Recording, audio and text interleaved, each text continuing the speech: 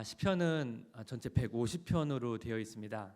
시편은 이제 여러 사람이 지었지만 마치 한 작품인 것처럼 서로 유기적으로 연결된 것으로 이렇게 보게 됩니다. 그렇게 되면 시편 1편과 2편은 시편 전체의 서론에 해당됩니다. 우리가 작품에 있어서 서론은 이렇게 중요한 주제를 이렇게 던집니다. 서론에 해당되는 그럼 시편 1편과 2편의 주제는 무엇일까요? 그 1편 1절에 힌트가 나옵니다. 1절에서 복 있는 사람은으로 시작하죠. 그래서 시편 전체의 주제는 누가 복 있는 사람인가입니다. 그래서 누가 복 있는 사람인지를 이런 관점으로 시편을 쭉 읽어가다 보면 하나님께서 어떤 사람을 축복하고 어떤 사람을 복 있다 하시는지를 보게 되고 깨닫게 됩니다. 그렇게 되면 굉장히 많은 위로와 또 힘을 또 발견하게 됩니다. 저는 시편을 통해서 참 많은 위로와 힘을 받았습니다. 그래서 저는 신방을 하게 되면 제가 전하는 신방의 많은 말씀이 이 시편에서 많이 사실 나옵니다. 그래서 그것은 뭐냐면 제가 많이 위로와 힘을 받았기 때문에 그 받은 은혜를 또 성도님께 좀 나누고 싶어서 그렇게 많이 또 나누게 되었습니다. 근데 이 복 있는 사람은 이 시편뿐만 아니라 다른 성경에서도 이렇게 강조를 많이 합니다. 하나님께서 아브라함을 부르셔서 복을 주시고 복이 되라고 말씀하십니다. 또 예수님께서는 산상수훈에서 복 있는 사람에 대해서 말씀하십니다. 그래서 누가 복 있는 사람인가? 이 주제는 시편뿐만 아니라 성경 전체를 관통하는 되게 중요한 주제입니다. 저는 시편을 통해서 우리 교회 성도님께서 시편 기자가 경험했던 이 복을 정말 누리면 좋겠다는 그런 간절한 소원함을 갖게 되었습니다. 그래서 이 시간에는 누가 복 있는 사람인가 1편을 가져간 두 가지 내용을 좀 같이 나누려고 합니다. 누가 복 있는 사람인가? 첫 번째는 인생의 끝을 알고 사는 사람입니다. 인생의 끝을 알고 사는 사람. 1편의 전체 구조를 보면 이게 무슨 말인지 좀 이해가 됩니다. 제가 1절을 다시 읽겠습니다. 복 있는 사람은 악인들의 꾀를 따르지 아니하며 죄인들의 길에 서지 아니하며 오만한 자들의 자리에 앉지 아니하고 1편은 그 의인과 악인을 이렇게 대조하는 구조를 가지고 있습니다. 그래서 의인에 해당하는 복 있는 사람은 단수고 악인에 해당되는 악인들, 죄인들, 오만한 자들은 복수입니다. 근데 6절에 가게 되면 약간 변화가 있습니다. 6절을 보겠습니다. 무릇 의인들의 길은 여호와께서 인정하시나 악인들의 길은 망하리로다. 의인에 해당되는 복 있는 사람은 이제 의인들로 이제 표현이 좀 바뀌었습니다. 근데 또 어떤 변화가 있습니까? 단수에서 복수로 바뀌었습니다. 악인들에 해당되는 표현은 1절에서는 악인들, 죄인들, 오만한 자들 이렇게 표현되어 있는데 6절 가면 악인들로 통합이 됐고 동일하게 복수형으로 되어 있습니다. 그래서 사실 변화가 없는 것 같은데 이 서술어를 보게 되면 악인들은 망한다고 이렇게 되어 있습니다. 그럼 이런 변화가 무슨 의미를 가지고 있을까요? 저는 이 내용을 가지고 좀 이렇게 좀 묵상해 보았습니다. 의인들이 단수로 시작된다는 것은 의인의 길을 걷는 사람이 많지 않다는 것입니다. 그래서 의인의 길은 때로는 외로울 수 있고 힘들 수도 있습니다. 그런데 그 길을 계속 걷다 보면 동지를 만나게 됩니다. 그래서 6절처럼 의인들이 함께 모이는 아름다운 공동체를 만들게 됩니다. 악인들은 함께 가는 사람이 많습니다. 그리고 가다 보니까 자꾸 합류하는 사람들이 많습니다. 근데 여러분 결과가 어떻습니까? 악인들은 망한다고 되어 있습니다. 혼자 있냐 함께 있냐의 문제가 아니고 망하는 것입니다.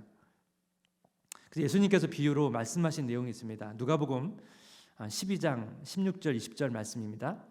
또 비유로 그들에게 말하여 이르시되 한 부자가 그 밭에 소출이 풍성하매 심중에 생각하여 이르되 내가 곡식 쌓아둘 곳이 없으니 어찌할까 하고 또 이르되 내가 이렇게 하리라 내 곡간을 헐고 더 크게 짓고 내 모든 곡식과 물건을 거기에 쌓아두리라. 또 내가 내 영혼에게 이르되 영혼아 여러 해에 쓸 물건을 많이 쌓아두었으니 평안히 쉬고 먹고 마시고 즐거워하자 하리라 하되 하나님은 이르시되 어리석은 자여 오늘 밤에 내 영혼을 도로 찾으리니 그러면 내 준비한 것이 누구의 것이 되겠느냐 하셨으니, 이 부에 등장하는 이 한 부자의 잘못이 무엇입니까? 자신이 가는 길을 잘 모른다는 것입니다. 자기에 주어진 시간이 자기 것으로 생각했고 자신의 미래를 되게 낙관적으로 생각을 했습니다. 하나님께서 오늘 밤 내 영혼을 찾을 수 있다고 말씀하고 있습니다. 너에게 주어진 시간은 내 것이 아니고, 그렇죠? 하나님의 것이다. 너는 내가 계획한 대로 되는 것이 아니고 너 인생은 나의 손에 달려 있다. 이 말씀이죠. 이것을 아는 것이 의인이고 복 있는 사람입니다.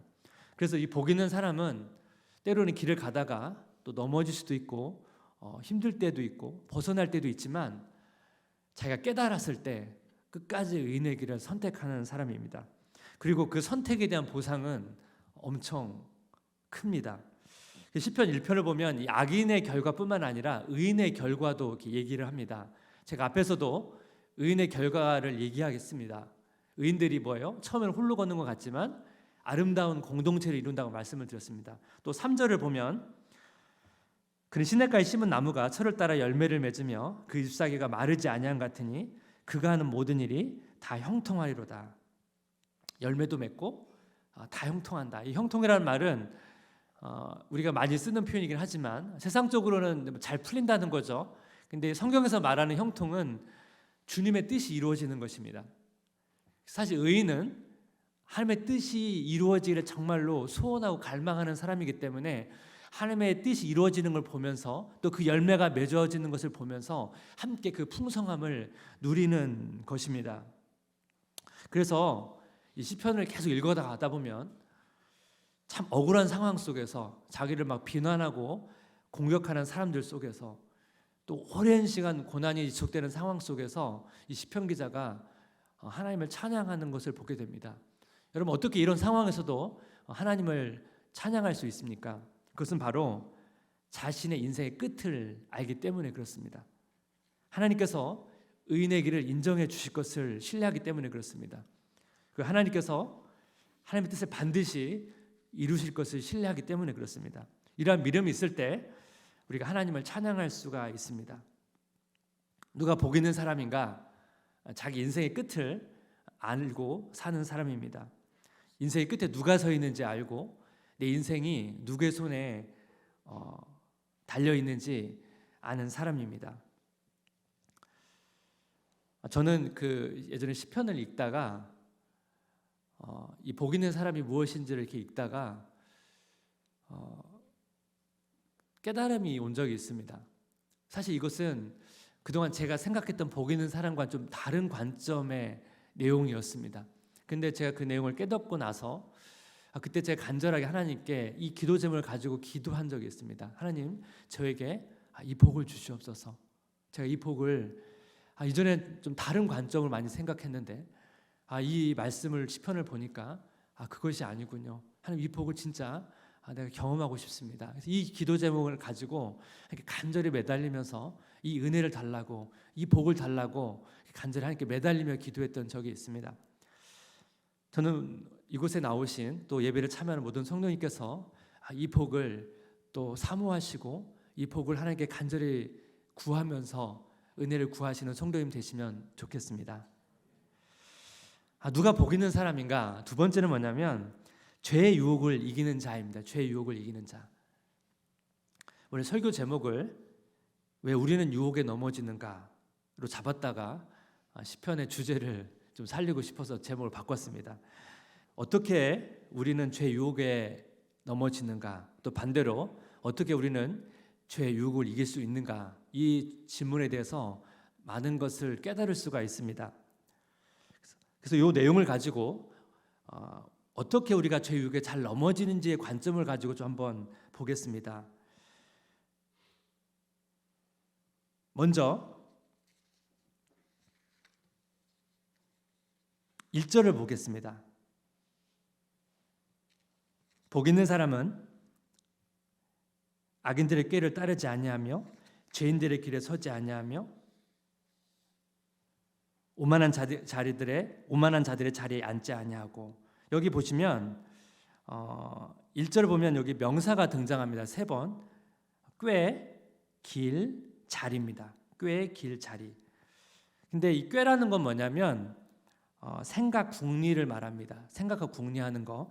그러니까 악한 생각, 그다음에 선하지 않은 일들을 계획하는 것이죠. 그래서 우리가 뭐 선과 악을 이렇게 대결하는 그런 영화나 드라마를 보게 되면 이 악한 일을 할 때도 굉장히 치밀한 계획을 세우죠. 근데 그 다음 단어를 보시면 길입니다. 길은 뭐냐면 악한 생각으로 머물지 않고 악한 행동까지 간 것을 의미합니다. 꾀는 머릿속에서 일어난 것이라면 길은 손, 발, 입을 통해서 나타난 것입니다. 그리고 마지막 이 자리는 뭐냐면 악한 행동이 이제 습관이 된 것을 의미합니다. 이 명사를 잘 보시면 갈수록 이 단어가 점점 강화되는 것을 보게 됩니다. 근데 이 명사와 연결된 동사를 봐도 비슷합니다. 1절을 다시 보겠습니다. 복 있는 사람은 악인들의 꾀를 따르지 아니하며 죄인들 길에 서지 아니하며 오만한 자들의 자리에 앉지 하고, 여기 보면 따르다, 서다, 앉다라는 동사가 이렇게 있습니다. 보통은 우리가 일반적인 동작을 나타내는 동사입니다. 그런데 이 앉다라는 것은 여기 보면 오만한 자들의 자리에 앉는다는 것은 그 사람들과 친한 친구와 우정을 나눴다는 의미입니다. 그러니까 여기 있는 동사를 보더라도 점점 더 이 죄에 깊숙이 빠져 들어가는 것을 묘사하고 있습니다. 여러분들이 좀 이해를 돕기 위해서 제가 예를 하나 이제 들겠습니다. 제가 초등학교 때 그 오락실이 있었습니다. 요즘에 이제 PC방과는 조금 다른데요. 이 오락실은 오락 기계가 있고요. 동전을 넣어가지고 이제 게임을 하는 것입니다. 저는 처음에는 오락실에 관심이 없었습니다. 제 친구가 오락실에 간다고 하면 저를 이렇게 꼬셨습니다. 같이 가자고. 그래서 제가 따라갔습니다. 여기 보면 따르다라는 이제 동사가 등장합니다. 저는 오락실에 가서 처음에는 이제 친구나 다른 사람이 하는 것을 서서 뒤에서 구경했습니다. 서다라는 동사가 여기 지금 나타납니다. 제 기억으로는 그 당시 그 게임을 할 때 게임마다 종류 좀 값이 다른데 20원, 50원이었습니다. 그래서 그 게임마다 3번 내지 많으면 5번의 기회가 있었습니다. 친구가 하다가 구경하는 저를 제가 불쌍했는지 한번 해보라고 기회를 줬습니다. 그래서 제가 오락기계에 앉았습니다. 그렇다면 여러분, 제가 그 다음에 오락실에 갔을까요? 안 갔을까요? 갔을 뿐만 아니라 열심히 갔습니다. 그 게임을 마스터하고서야 제가 오락실을 끌었습니다. 자, 처음에는 오락을 하러 간 것은 아닙니다. 근데 제가 갑자기 왜 이렇게 열심히 하게 되었을까요? 제가 곰곰이 생각해 보니까 제가 그 오락실에 오래 서 있었던 것이 문제였습니다. 다른 사람이 하는 것을 계속 보면서 어느 순간 저도 하고 싶다는 생각이 들었고, 어느 순간에는 그 친구가 기회를 주자 너무 그 기회를 탁 잡고, 근데 사실 이렇게 게임을 처음 하면 익숙지 않기 때문에 금방 죽습니다. 그럼 어떻게 돼요? 아쉽잖아요. 그럼 다시 오락실을 이제 가게 되는 거죠. 그러면서 제가 열심히 이제 오락실을 다녔던 적이 있습니다.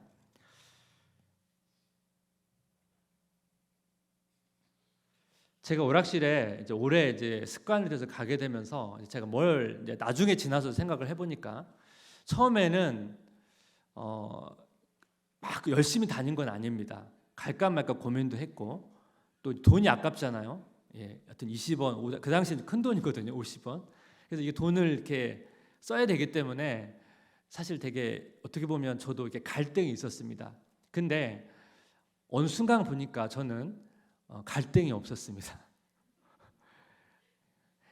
이게 습관이 되게 되면 처음에는 우리가 생각을 많이 합니다. 할까 말까. 하지만 습관이 되게 되면 그 다음부터는 많이 생각하지 않습니다. 왜냐하면 이미 하고 싶은 충동이 내 생각을 지배하기 때문에 그 다음부터는 우리는 쉽게 그 결정들을 하게 됩니다.